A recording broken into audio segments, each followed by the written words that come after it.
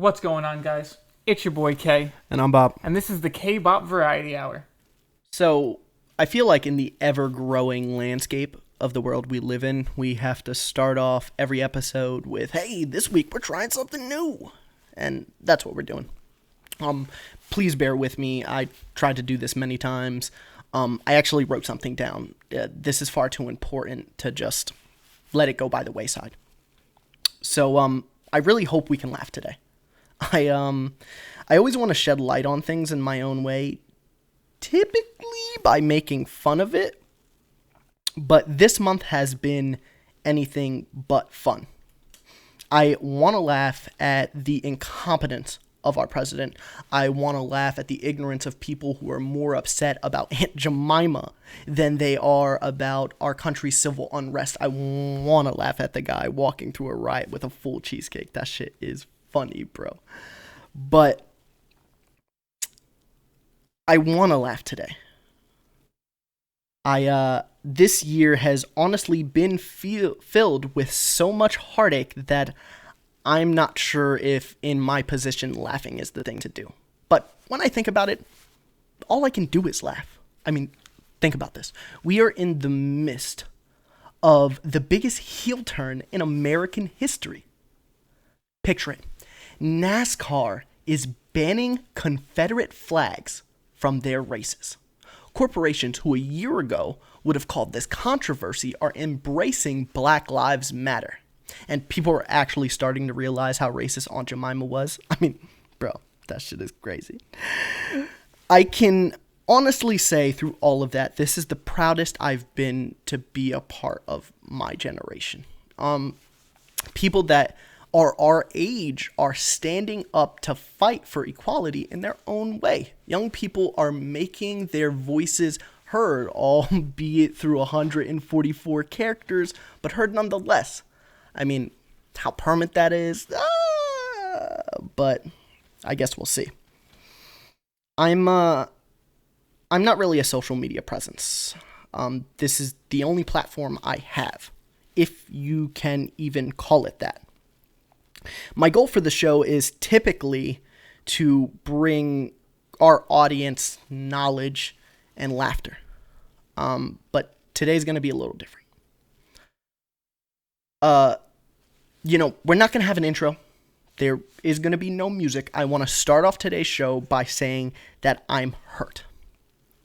I'm hurt by what I see in the world. I am hurt by the fact that it is 2020 and men and women can be killed on camera in broad daylight with little to no repercussions. Gil Scott-Heron of The Last Poets once said, "The revolution will not be televised." I would like to say that was before the invention of cell phones.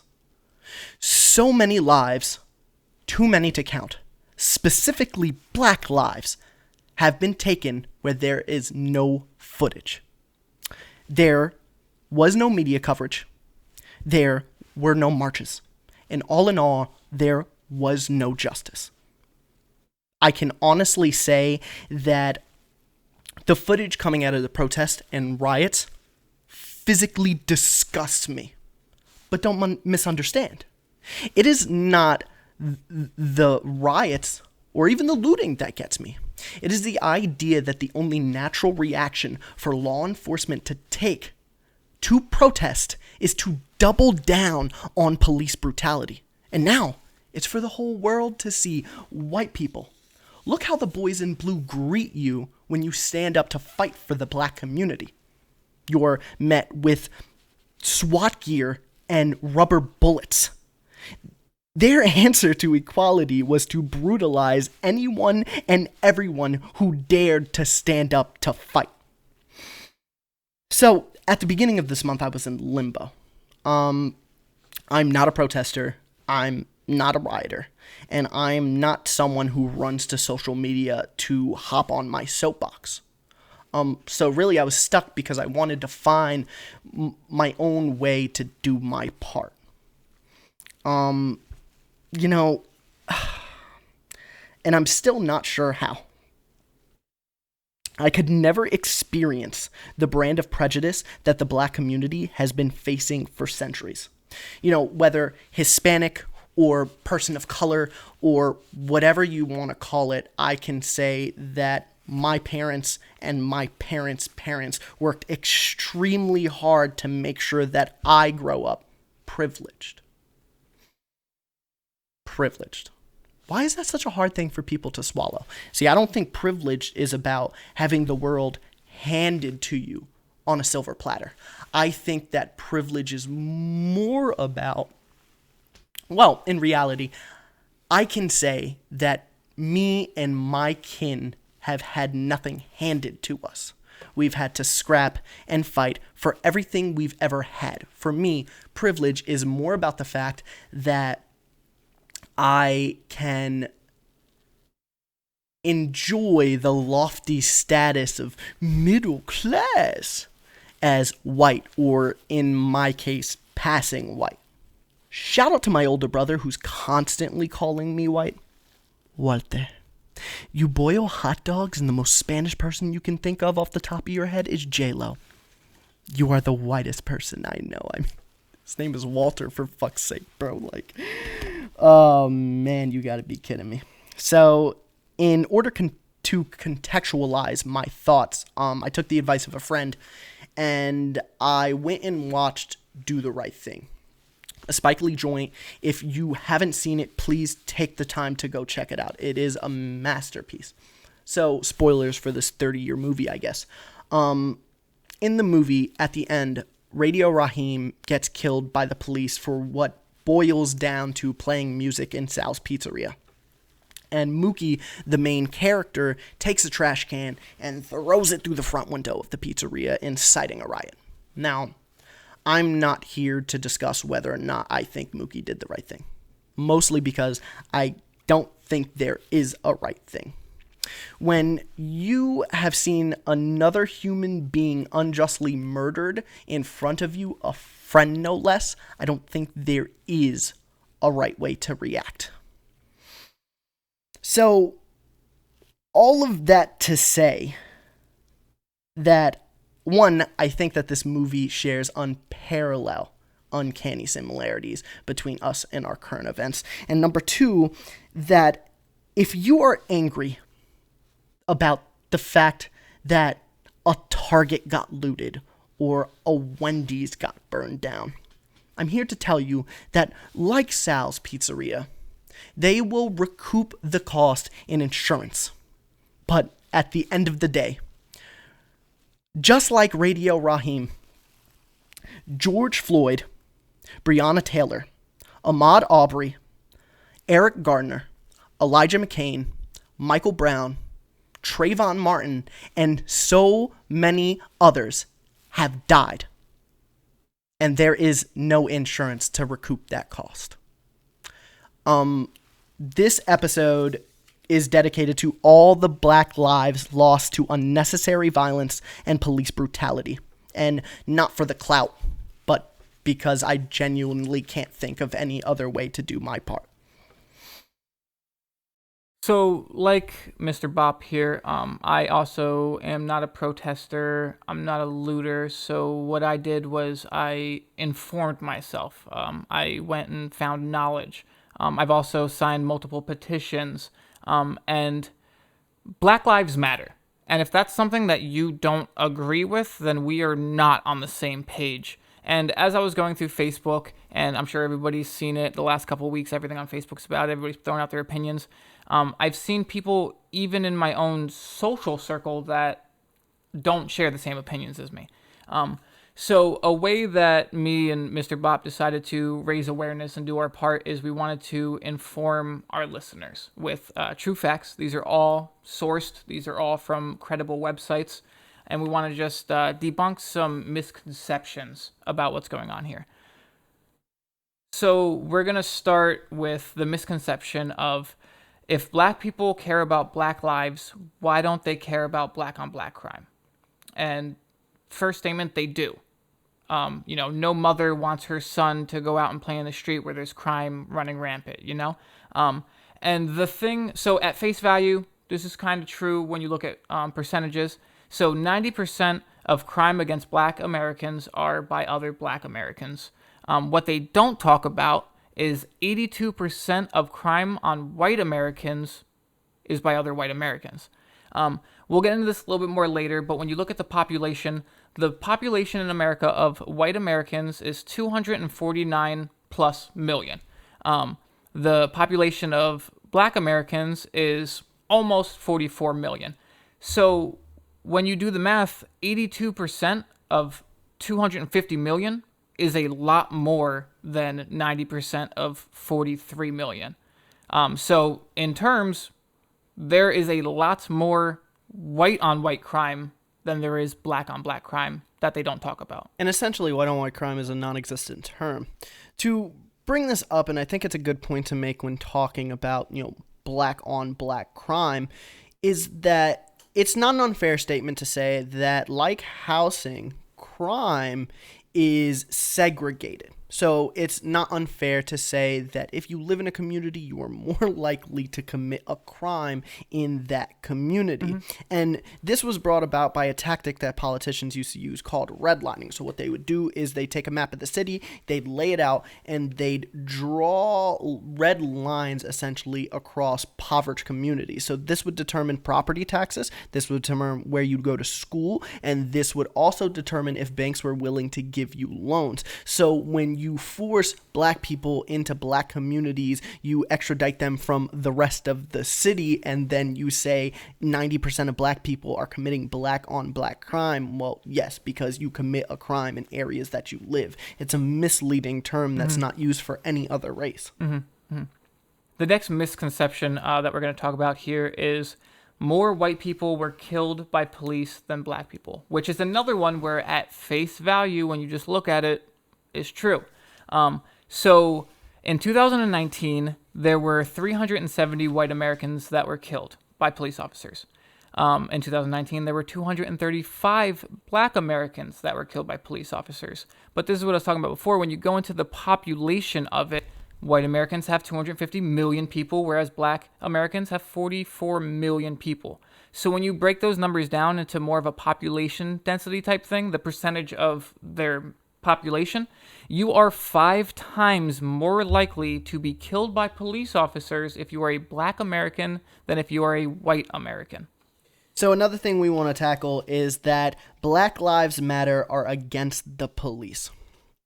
Look, of course the lives of police officers matter. That's why if you kill a police officer, you are arrested and you are charged through due trial. Immediately, immediately, my guy. So the point here is that comparing blue lives to black lives, you are comparing someone's occupation to someone's nationality, to who they are, their identity. When you go home, you get to take off that uniform. You never get to go home and take off your blackness, bro.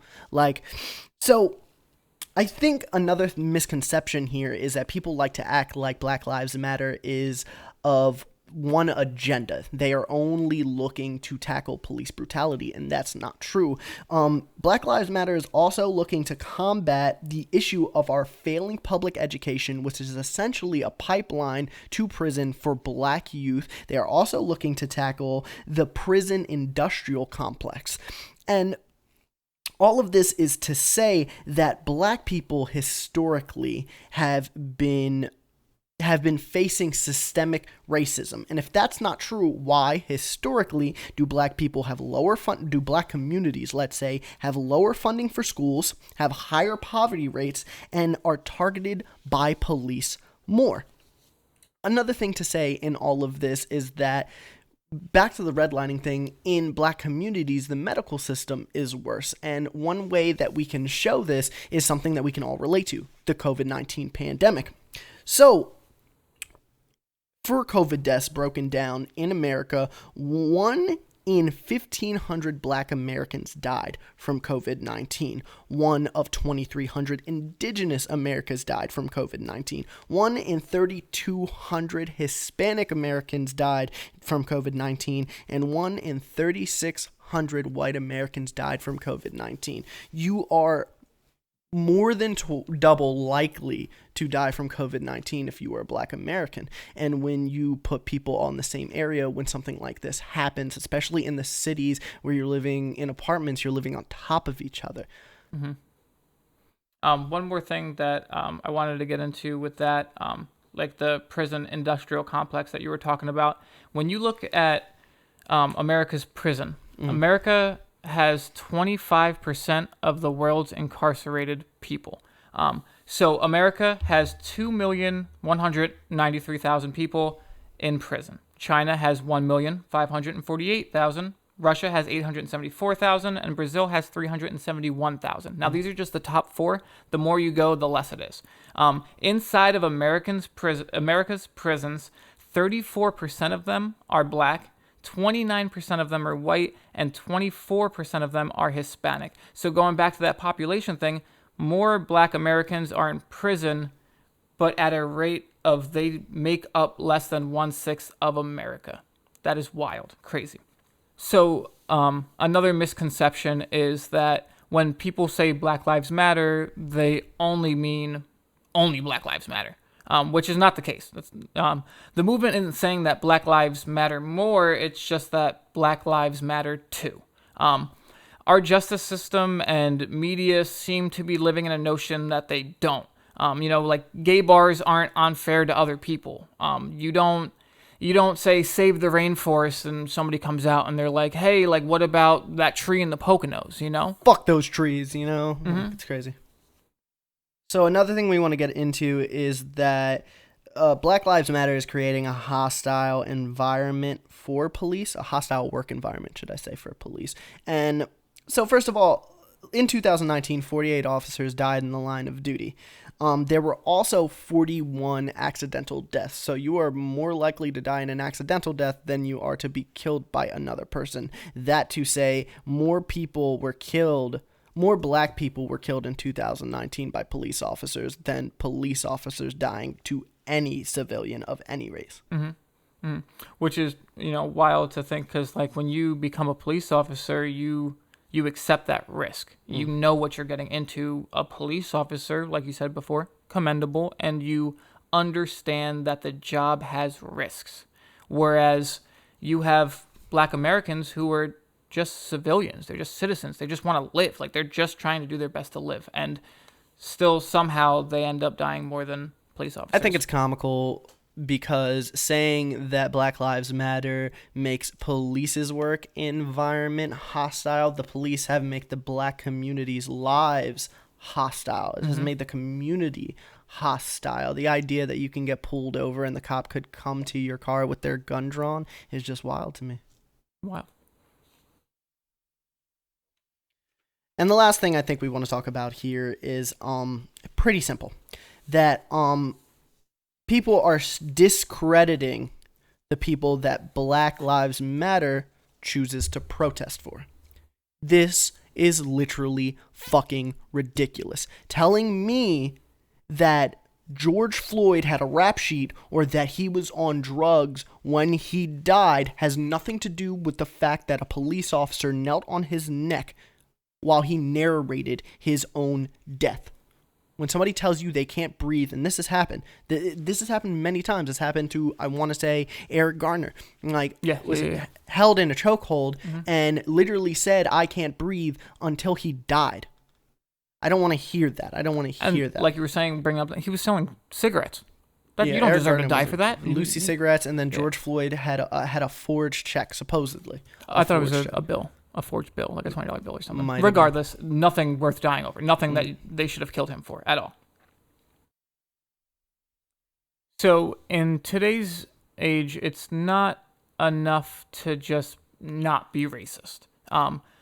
You need to be adamantly against racism. And one of the biggest problems today is the act of microaggression, racial microaggression. And for those of you who don't know, a microaggression is a statement or an action regarded as an instance of like subtle, indirect, or like unintentional discrimination, which is a very complex definition, but we put it in a way that we think a lot of people could understand.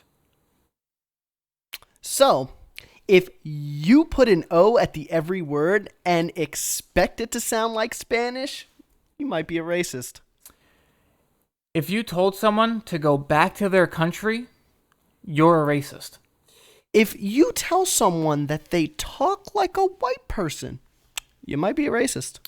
If your comeback to being called racist is, I've never owned slaves, you're a racist. If your comeback is, I have a black friend, could be racist. If you think kneeling during the national anthem is about the troops, you might be a racist. Ooh. If you say, I don't see color, you're racist. If you make racist jokes, regardless of intent, you're probably a racist. If you bring your tractor to school, good sign of racism. If you've ever said, black people do it to themselves, you are a racist. If you think that black lives are less important than your haircut, could be a racist. If you own a Confederate flag and say it's about your heritage, you are a racist. My guy, if you think Jesus is white, you're a racist. That's good. If you respond to Black Lives Matter with all lives matter, you're probably a racist. If you've ever used the word cholo or essay, good chance you're a racist. If the word Afro-American has ever come out of your mouth, you're a racist. If you question why you can't say the N-word, you're probably racist. If you feel like it's okay to say the N-word because you're at a concert and it's in the lyrics, you're probably a racist. If someone makes a race joke and you just kind of stand around and laugh, you're probably racist too, my guy. If your name is Donald Trump, you're a racist. If toothpaste is the spiciest thing in your house, you could be racist. If the show Dear White People offends you, you're probably a racist. If you hear a black American is being killed and you ask, what did they do? You're a racist. If you've ever pulled your eyes to make them squinty, you're a racist. If you've used blackface as a Halloween costume, you're a racist. If you've ever thrown a penny at a Jewish person, you are racist. If you think every Spanish person's name is Juan or Jose, you are 100% a racist. So, in all of this, we did a lot of research for the podcast, and a way that we also want to help raise awareness is we want to spread that knowledge onto you guys. So, in the YouTube description of the video and in our Twitter, for those of you who are just listening to the podcast and Spotify or so on and so forth, we are going to have a bunch of different information from, reading materials that you could read, websites where you could sign petitions, different organizations that you could donate money to, and just different ways that you could help expand your knowledge and help raise awareness for the Black Lives Matter movement. And just because the Black Lives Matter movement isn't trending anymore, doesn't mean that Black lives don't matter anymore. All right, guys, as always, thanks for coming out to the show. Hopefully you had a good time. So check us out on K-Bop Variety Hour at Twitter. And hopefully we could get on YouTube. We're trying to get on YouTube. We're trying to do some videos for you guys. And we're also trying to get some more consistent content. Mm-hmm. So hopefully you learned something today. You had a good time. Maybe you didn't laugh. Hey. As always. I'm Kay. And I'm Bob. And this is the K-Bop Variety Hour.